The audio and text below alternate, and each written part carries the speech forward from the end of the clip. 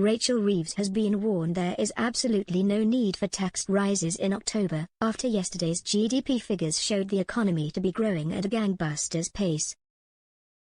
Figures published by the Office for National Statistics, ONS, this morning showed that gross domestic product increased by 0.6% between April and June. ONS Statistics Chief Liz McEwen led a jubilant response to the news, pointing out that the economy has now grown strong for 2 quarters in a row, following a sluggish performance in the second half of 2023. The Conservatives have now said that Chancellor Rachel Reeves' message of doom and gloom has been shown up as a complete fabrication by the newly published figures. Writing in the Express, Shadow Chief Secretary to the Treasury Laura Trott blasts, "No matter how much she tries to pretend otherwise, the facts speak for themselves and this week is no exception." She warns, there is absolutely no need or justification for tax raises. Apart from the post-pandemic rebound in 2020, the boost represented the strongest half-year for growth since 2017. In a press conference last month, Ms. Reeves claimed, "I have repeatedly warned that whoever won the general election would inherit the worst set of circumstances since the Second World War. What I have seen in the past 72 hours has only confirmed that." However, Shadow Chancellor Jeremy Hunt argued that yesterday's GDP figures are further proof that Labour have inherited a growing and resilient economy.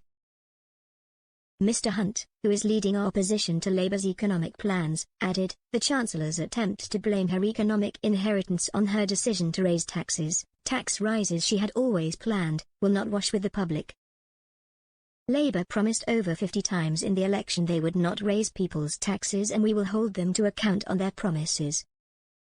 Shadow Foreign Secretary and Tory leadership contender James Cleverly warned that Labour's claims about the state of the economy are an attempt to roll the pitch for tax increases on October 30. Mr. Cleverly argued, "The economy is growing, unemployment is down, inflation under control. That's what we handed across to the Labour Party, and what they're doing is what they always do, which is finding excuses to increase your taxes." Chancellor Rachel Reeves attempted to cast the figures as further proof of the tough job she has to turn the economy around. Ms. Reeves said, "We are under no illusion as to the scale of the challenge we have inherited from the Conservatives after more than a decade of low growth and a £22 billion black hole in the public finances. That's why we are taking the tough decisions now to fix the foundations of our economy." Her gloomy tone was swiftly extinguished by KPMG's Yael Selfin, who described the figures as proof of another gangbusters quarter. The company's chief economist added that although GDP is expected to slow later this year, overall growth for 2024 could add up to 1%, which is well above expectations at the start of the year. The strong economic performance indicators have now sparked demands that Ms. Reeves must abandon any plans to raise taxes later this year. Shadow Treasury Minister Gareth Davis MP said Labour must not jeopardise this growth by raising taxes. The Institute for Economic Affairs think tank added that increasing taxes is the last thing we need right now. The group's Director of Public Policy Matthew Lesh told The Express, "Britain's economy is finally starting to show the first signs of life after several miserable years. This will mean stronger revenues for the Treasury and even fewer excuses to jack up taxes.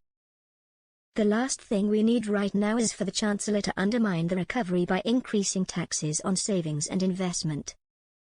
There's no justification for tax rises at this point, especially ones that appear to be largely driven by a failure to control spending and public sector wage growth."